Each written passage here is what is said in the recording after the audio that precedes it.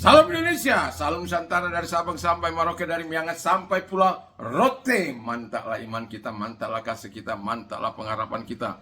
Tentunya di dalam Yesus Kristus yang menjadi Tuhan dan Juru Selamat kita dan Juru Selamat dunia. Jangan katakan bahwa Yesus itu bukan Tuhan dan jangan katakan bahwa Yesus itu bukan Juru Selamat. Karena Alkitab sudah berkata, kalau engkau percaya dan kau dan istri rumahmu akan diselamatkan. Puji nama Tuhan. Selamat hari Minggu, selamat pagi bagi kita semuanya. 5 menit bersama dengan firman kiranya menjadi kekuatan iman bagi kita dalam perjalanan hidup ini. Mari kita tunduk kepala dan kita berdoa. Terima kasih, ajar kami untuk terus berdoa seperti Engkau berdoa, sehingga kami, Tuhan, menikmati segala doa-doa yang dijawab oleh Tuhan. Terima kasih, kami bersyukur dalam nama Yesus. Haleluya. Amin. Puji nama Tuhan, saya akan mengambil dalam Yohanes 17 ayat 19 dan 20. Dan aku menguduskan diriku bagi mereka supaya mereka dikuduskan dalam kebenaran. Dan bukan untuk mereka ini saja aku berdoa, tapi juga untuk orang-orang yang percaya kepadaku oleh pemberitaan mereka. 21. Supaya mereka menjadi satu sama seperti Engkau ya Bapa, di dalam aku dan aku di dalam Engkau, agar mereka juga dalam kita, supaya dunia percaya bahwa Engkaulah yang telah mengutus aku. Puji nama Tuhan. Tema kita adalah doa Yesus jauh menjangkau masa depan. Saya masih teringat ketika satu kali mama saya tanya mama saya kenapa saya diberi nama Simon Simanjuntak, karena saya nggak kuat menerima nama itu. Kadang-kadang kita berbuat yang tidak baik. Pada waktu itu orang percuma aja nama si Simon. Nah, saya satu kali bertanya kepada mama saya, kenapa sih nama saya disebut si Simon?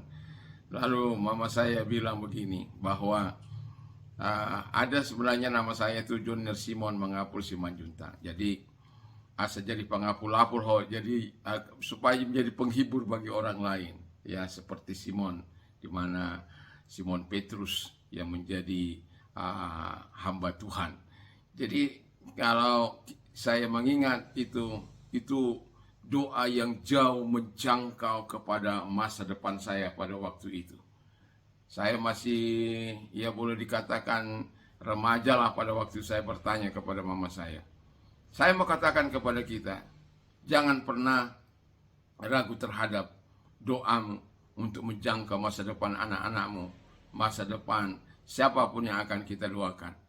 Seperti Yesus sudah mengajari kita, dan seperti yang kita baca tadi dikatakan, dan supaya kita melihat hasilnya, doa itu harus dinaikkan dengan iman. Sama seperti Yesus menaikkan dengan iman kepada Bapa di surga. Jadi Yesus berdoa dengan iman yang sungguh, dengan kepastian bahwa doanya akan dijawab oleh Bapa.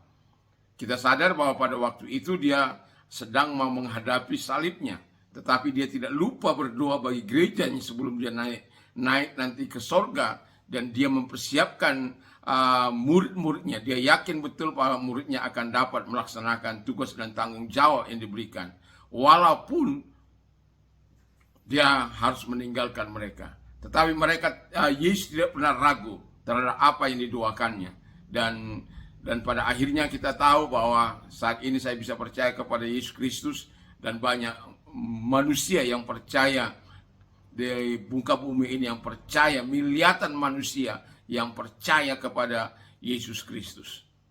Tetapi kalau kita baca tadi ayat itu, bagaimana Yesus berdoa supaya orang-orang yang percaya kepada Yesus itu. Jadi kalau kekristenan itu bukan disebarkan dengan kekerasan, tapi dengan kasih. Dengan begitu luar biasanya. Walaupun pada waktu itu ada juga sih hal-hal yang tidak menyenangkan, tapi itu bukanlah hal-hal yang disuruh oleh Tuhan. Itu kemauan oknum. Tetapi saya mau katakan kepada kita bahwa Yesus berdoa dengan iman menjangkau masa depan gerejanya atau orang-orang yang akan percaya kepada dia. Dan pada akhirnya kita bisa melihat. Dan kedua, Yesus berdoa untuk kesatuan kasih. Jadi supaya mereka menjadi satu, sama seperti Bapa adalah satu. Dia dan Bapa adalah satu. Jadi kesatuan kasih itu penting.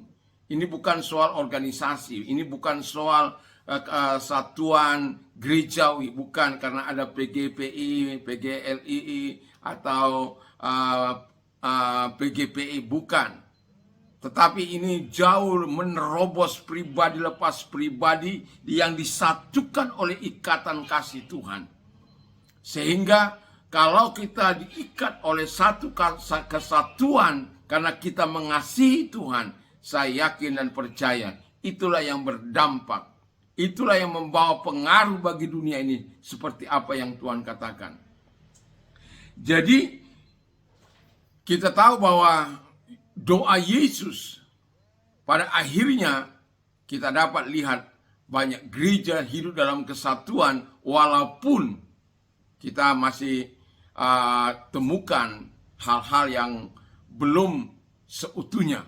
Tetapi gereja sedang menuju kesatuan. Hari-hari ini gereja tidak lagi memandang merek gereja, tapi bersatu untuk menyatukan kekuatan, bersatu untuk berdoa, bersatu untuk gerakan, bersatu untuk hujan keselamatan dan hujan pertobatan bagi bangsa-bangsa.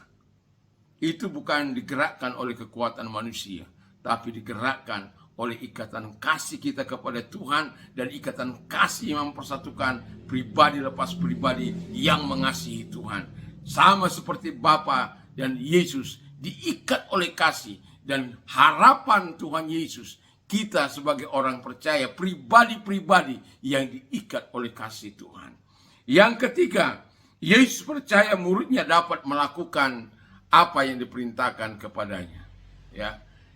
Ya, sebagai manusia kadangkala mungkin kita banyak kali khawatir, tidak percaya, tetapi Yesus dengan segala kemampuannya, dengan segala keberadaannya pada waktu itu masih sedikit orang-orang yang percaya kepadanya.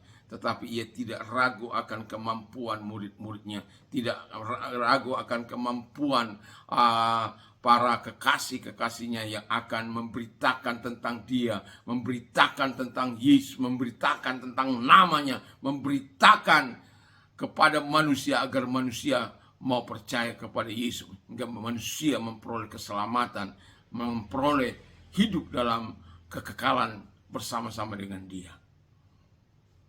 Jadi doa Yesus menjangkau jauh ke masa kini. Bayangkan 2000 kira-kira 2020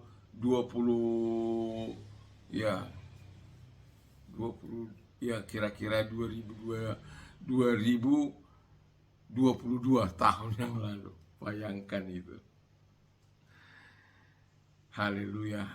Saya berharap kita sebagai orang-orang percaya belajarlah untuk berdoa. Mendoakan anak-anak kita, mendoakan gereja, mendoakan bangsa, mendoakan kesatuan gereja, organisasi kita di mana kita berada, dan gereja-gereja aras nasional. Kita doakan supaya menjadi satu kesatuan di dalam ikatan kasih Tuhan, pribadi lepas pribadi, tidak lagi memandang merek, tapi memandang kepada Kristus yang mengikat kita dengan kasih yang utuh. Dan doa dan harapan saya, kita belajar juga untuk menjangkau hal-hal yang jauh ke depan di generasi anak-anak kita atau anak cucu kita ke depan. Sebab Daud bilang begini, aku telah hidup dan aku tidak pernah melihat keturunan orang benar itu meminta-minta. Anak orang benar itu meminta-minta. Dan kita tahu bahwa Tuhan itu adalah Tuhan yang baik. Biarlah kita semuanya adalah seorang yang suka berdoa. Berdoa bukan hanya untuk diri kita, tetapi juga untuk gereja, untuk kesatuan gereja. Dan doa dan harapan saya, kita semuanya betul-betul mengasihi Tuhan. Dan sehingga ketika kita bergerak dalam satu kesatuan, tidak ada lagi motif-motif yang terselubung di dalamnya, tapi motif dan kasih ilahi yang senantiasa ada dalam kehidupan kita. Mari kita tunduk kepala dan kita berdoa. Biarlah gereja memberikan pengaruh yang kuat, sama seperti Tuhan kami belajar mengikuti Kristus yang selalu berdoa, menyampaikan seluruh permohonannya kepada Bapa di surga. Di dalam nama Tuhan Yesus Kristus, kami bersyukur dan berdoa, dan kami yakin dan percaya apapun dari doa-doa yang kami sampaikan, baik masa lalu, masa kini, masa yang akan datang, Tuhan adalah penjawab doa kami. Kami bersyukur dalam nama Yesus. Haleluya. Amin. Selamat pagi, selamat kita beraktivitas tentunya bersama dengan Yesus Kristus. Dan selamat kita beribadah, dan jangan lupa hiduplah beriman kepada Yesus Kristus. Puji nama Tuhan. Tuhan memberkati kita. Amin.